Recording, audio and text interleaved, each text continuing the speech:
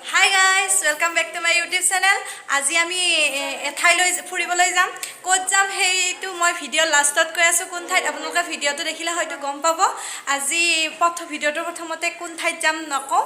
মই যাই পাই উঠি আপোনালোকক ভিডিঅটো সম্পূৰ্ণ দেখাই দিম। দেখাই দি আপোনালোকে কোন ঠাই জানিব পাৰিব। ভিডিঅটোৰ শেষত মই নামটো কৈ দিম। আজি মোৰ এই ভিডিঅটো স্ক্ৰিপ্ট নকৰাকৈ সম্পূৰ্ণকৈ চাব। ইমান ধুনীয়া এটা ঠাইলৈ যাম। ভিডিঅটো সম্পূৰ্ণকৈ চাব।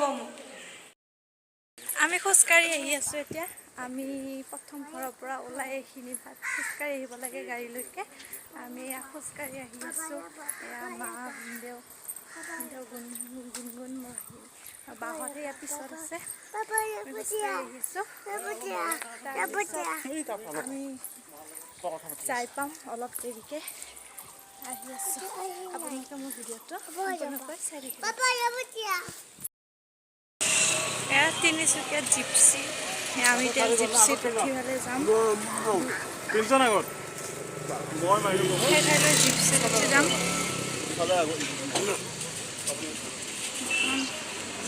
আগৰ দিনৰ গাড়ী। তিনিচুকীয়াত বেছিকৈ আগৰ দিনৰ গাড়ীবোৰে চলে।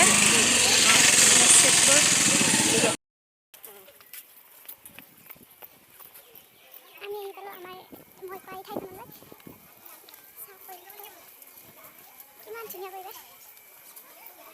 ব্ৰহ্মপুত্ৰৰ চাপবোৰ ব্ৰহ্মপুত্ৰ এটা সুঁতি হয়। মই থকা ঠাইখিনিৰ নাম হ'ল ডিব্ৰু-চৈখোৱা ৰাষ্ট্ৰীয় উদ্যান। এইখন হাবিখন এখনি হ'ল ডিব্ৰু-চৈখোৱা ৰাষ্ট্ৰীয় উদ্যান। আমি আছোঁ এইটো পাৰে, আমি বেলেগ এটা আছোঁ। সেই ঠাইৰ নাম হ'ল গুইজান। আমি এতিয়া গুইজানত আছোঁ। এইটো পাৰে ডিব্ৰু-চৈখোৱা ৰাষ্ট্ৰীয় উদ্যান।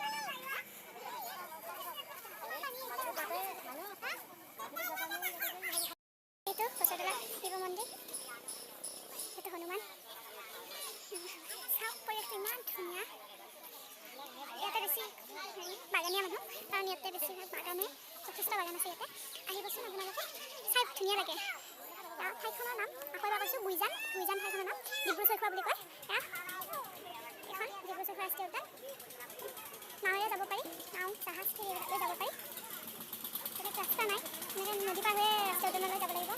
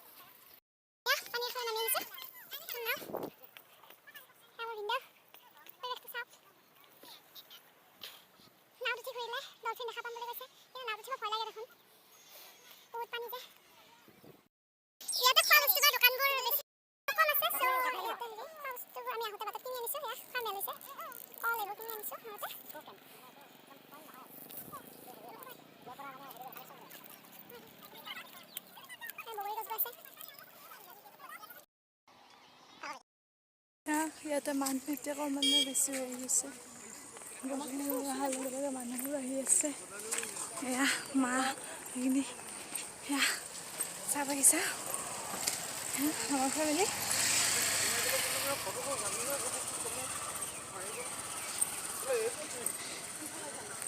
চাওক কিমান ক্লিন হয় ঠাইডোখৰ।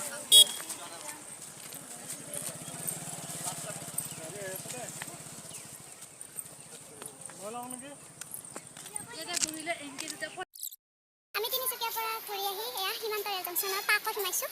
এইখন ৰেলৱে পাৰ্ক হয়। চাওক ইমান ধুনীয়া। আমি ডিব্ৰু-চৈখোৱাৰ পৰা ঘূৰি আহোঁতে ধুনীয়া তিনিচুকীয়া এখন ৰেলৱে পাৰ্ক।